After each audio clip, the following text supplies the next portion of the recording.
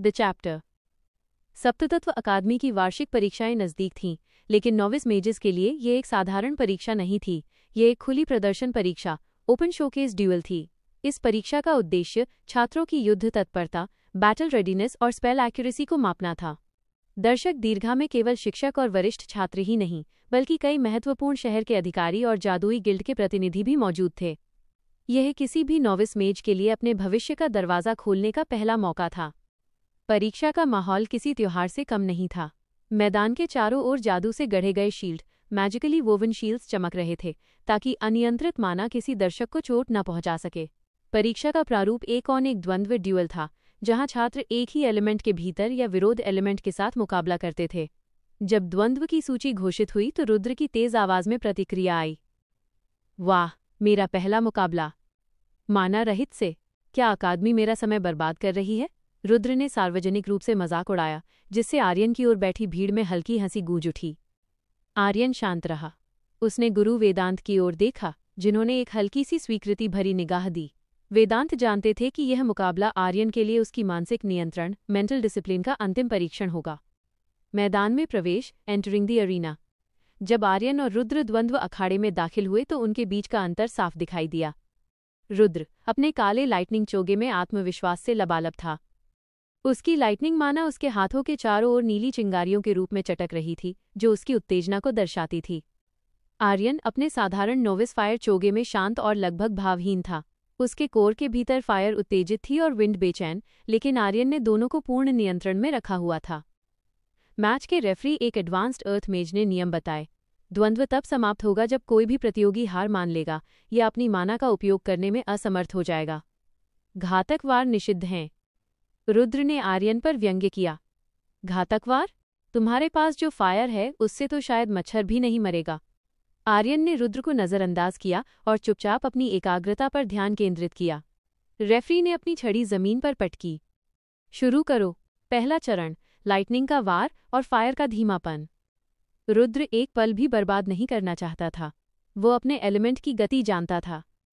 Lightning bolt, Rudra ने चिल्लाया, और उसकी हथेली से एक तेज नीली बिजली की कौंध निकली, जो सीधी आर्यन के सीने को भेदने के लिए आई। यह एक शुरुआती वार था, नोविस स्तर पर सबसे शक्तिशाली स्पेल। आर्यन ने अपनी विंड माना का इस्तेमाल नहीं किया। फायर और लाइटनिंग की गति में फायर हमेशा धीमी होगी। अगर उसने विंड का उपयोग किया तो रहस्य खुल जाएगा। उसने वही किया जो वेदांत ने सिखाया था, रणनीति। आर्यन ने जोर से जमीन पर कूदकर वार से किनारा किया। लाइटनिंग बोल्ट जमीन पर लगी और एक छोटा धमाका हुआ। तेजी? रुद्र ने हंसते हुए कहा। केवल तेजी तुम्हें बचाएगी नहीं।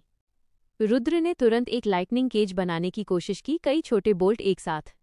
आर्यन ने अपनी पहली फायर माना खींची। उसने 30% फायर को खींचा, यह सुनिश्चित करते हुए कि विंड पूरी तरह से स्थिर रहे। उसकी हथेली में एक फायर शील्ड बनी, लेकिन ये शील्ड नहीं थी, ये फायरबॉल को विस्फोटक बनाने की तैयारी थी। रुद्र ने लाइटनिंग बोल्ट फेंके। आर्यन ने अपनी फायरबॉल को जमीन पर फेंका, ठीक अपने और रुद्र के बीच। फायरबॉल से टकराकर धूल और धुआं का एक विशाल पर्दा बन गया। रुद्र ने तुरंत आंखें मींच लीं। धूल का उपयोग? तुम इतने कमजोर हो आर्यन?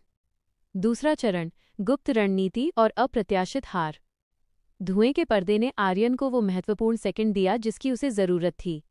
इस धुएं की आड़ में आर्यन ने अपने विंड एलिमेंट को सक्रिय किया, लेकिन बाहर की ओर नहीं।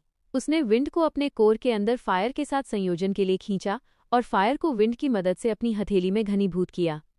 यह संयोजन 15% फायर और 15% विंड का था, जो 50% की शक्ति उत्पन्न करता था। आर्यन ने उस संयोजित फायरबॉल को धुएं के पर्दे के भीतर से रुद्र की पीली आंखों को लक्ष्य बनाते हुए फेंका। रुद्र, जो केवल फायर के धीमे आगमन की अपेक्षा कर रहा था, इस फायरबॉल की अविश्वसनीय तेजी, विंड एडेड स्पीड के लिए तैयार नहीं था। लाइटनिंग तेज थी, लेकिन रुद्र ने फायरबॉल को देखने में देर कर दी। फायरबॉल सामान्य फायरबॉल से दोगुनी तेज थी। रुद्र के लाइटनिंग शील्ड बनने से पहले ही उसके सीने पर लगी। कबूम!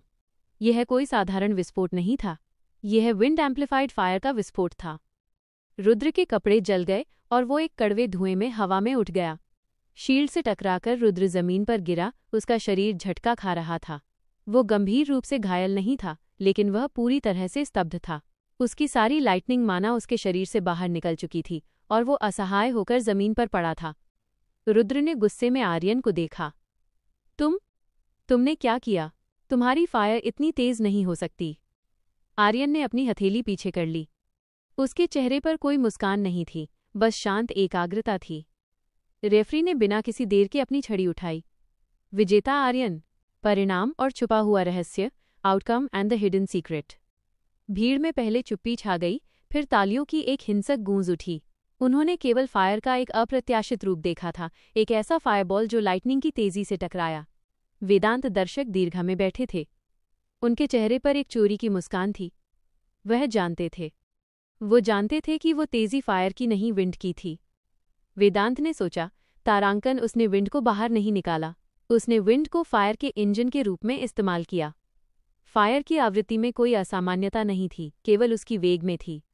यह नियंत्रण, यह आश्चर्यजनक है। वेदांत का विश्वास अब और गहरा हो गया था। आर्यन सिर्फ एक एलिमेंटलिस्ट नहीं था, वो एक मास्टर ऑफ बैलेंस बनने की क्षमता रखता था। रुद्र को मैदान से ले जाया गया, उसका अहंकार इस हार से चकनाचूर हो गया था। आर्यन चुपचाप मैदान से बाहर निकला। उसने दुनिया को दिखाया कि वो कमजोर नहीं है, लेकिन उसने अपना सबसे बड़ा रहस्य अभी भी बचाए रखा था। अब उसे रुद्र की ईर्ष्या और बाकी छात्रों की अजीब निगाहों का सामना करना था। ये जीत आर्यन के लिए केवल एक मुकाबला नहीं था, ये उसकी नई पहचान की नींव थी। वो शांत रणनीतिकार जो अपनी असली शक्ति को छिपाना जानता था।